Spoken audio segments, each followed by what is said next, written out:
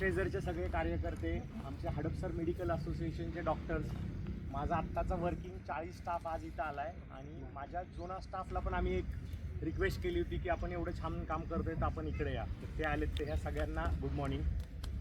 आता त्या मुलींनी बरंच काही माझ्याबद्दल सांगितलं, तितकं सगळं खरं नसेल, पण आम्ही झाडांसाठी थोडंफार जे काही करतोय ते थोडंसं सांगायचा प्रयत्न करतो. आम्ही आता सगळे प्रोफेशनल्स आहेत, तर आमच्या वैद्यकीय व्यवसायातनं वेळ मिळत नाही. पण माझ्या मुलाचं नाव आम्ही शिवाजी ठेवलं होतं. साधारण त्याच्या बारसं आम्ही रायगडावर केलं होतं. भारतातलं पहिलं बारसं झालं होतं. आणि मग त्याच्यानंतर आम्ही असं ठरवलं की पुढं आपण त्याच्या वाढदिवसाला केकच नाही कापायचा आणि प्रत्येक वाढदिवस गड किल्ल्यांवर जाऊन साजरा करायचा. मग आम्ही आमच्या स्टाफची एक झेड+ गड संवर्धन समिती स्थापन केली.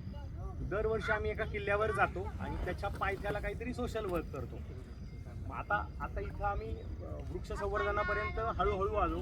आधी आम्ही काय करायचो, तर सगळ्यात सुरुवातीला गेलो आम्ही सुधागडाच्या पायथ्याला एक डोंगरवाडी म्हणून गाव होतं. ते गाव दत्तक घेतलं आणि त्या गावातल्या सगळ्या घरांना सोलार दिवे, त्यांना लागणाऱ्या गोष्टी, रोजच्या गोष्टी, मेडिकल कॅम्प हे सगळं प्रोव्हाइड केलं. कपडे, चपला ते ट्राय करून बघितलं. मग एक वर्षी राजगडाच्या पायथ्याच्या गावातल्या झेडपीच्या शाळा 5 एकत्र केल्या आणि त्या मुलांना गरजेच्या गोष्टी दिल्या. हे करताना आम्ही दरवर्षी 2000 सीड बॉल्स बनवायचो स्टाफकडून आणि ते जाताना सगळ्या रस्त्याने टाकत जायचो. मग झाडं लावायला सुरुवात केली. मग पुरंदरला आणि जेव्हा मल्हारगडावर आम्ही काम केलं तर तेव्हा तिथं झाडं लावली आणि सीड बॉल्स टाकले. मग ह्याच्यात बघितलं की सस्टेनेबिलिटी काय, तर लोकांना वस्तू दिल्या तर त्या कदाचित टिकत नाहीत, पण जर झाडं लावली तर ती टिकतात. मग प्रदीप दादांचं काम 2-3 वर्षापूर्वी लक्षात आलं. मग त्यांच्याबरोबर कनेक्ट झालो. मग आता ह्या वर्षी माझ्याकडे अध्यक्षपद आल्यावर मी ठरवलं की आता आपण ह्या ग्रुप बरोबर करू. आता ह्याच्याबरोबरच सांगतो मी, जसं आमचं झेड+ गड संवर्धन समिती हे काम करत होती वाढदिवसाला, तसंच हडपसर मेडिकल असोसिएशन मागचे 10 वर्ष कामं करत होती. तर त्यात आम्ही सुरुवात अशी केली की झाडांची भिशी सुरू केली.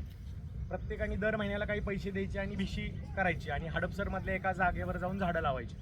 मग भिशीचं नंतर चांगल्या ग्रुपमध्ये रूपांतर झालं आणि आम्ही 100-1 लोक झाडं लावायला सुरुवात केली.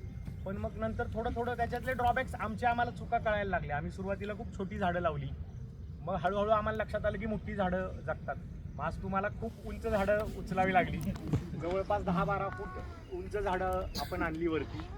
तर मग मागचे काही वर्ष आम्ही मोठी झाडं लावायला सुरुवात केली, ज्याचं जगण्याचं प्रमाण चांगलं असतं. त्याच्यात आमच्याकडनं अशा चुका कधी झाल्या बऱ्याच वेळा की आम्ही झाडं वन खात्याकडनं जागा ताब्यात घेऊन झाडं लावली, पण त्यांना मेंटेन तितकं नाही करता आलं. कारण आम्ही सगळे प्रोफेशनल डॉक्टर्स आहे, तर सुरुवातीला आम्ही टँकर नेऊन पाणी घातलं, पण तुम्ही लोक जेवढा फॉलोअप घेता तेवढा खरंच प्रामाणिकपणे आम्हाला नाही घेता आला. मग आता आम्हाला असं ह्या वर्षी आम्ही ठरवलं की जर जे लोक ऑलरेडी काम करतायत त्यांच्याबरोबर जर आपण काम केलं तर मग कदाचित ही झाडं जगवायला मदत होईल. म्हणजे आम्ही आता सोडून नाही देणार आहे, आम्ही पण येत जाऊ, पण तुम्ही आमची झाडं जगवायला मदत कराल.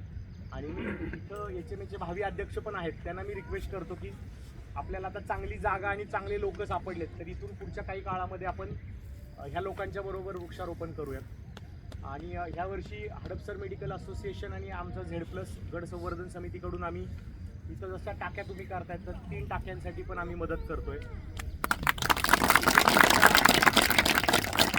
आता ह्या माझ्या मुलाचा वाढदिवस, शिवाजीचा वाढदिवस ह्याच महिन्यात येतो, जुलै एंडमध्ये. आम्ही रोहिडा किल्ल्यावर जाणार आहे, तर ती ॲक्टिव्हिटी म्हणून आम्ही टाक्यांची ॲक्टिव्हिटी केली आहे. पण मग मी प्रॉमिस करतो की आमची दरवर्षीची जी गड किल्ल्यांची ॲक्टिव्हिटी आहे त्याच्याबरोबर सोशल वर्क आहे ते तुमच्याबरोबर करू, तुमच्याबरोबर झाडं लावायला येऊ.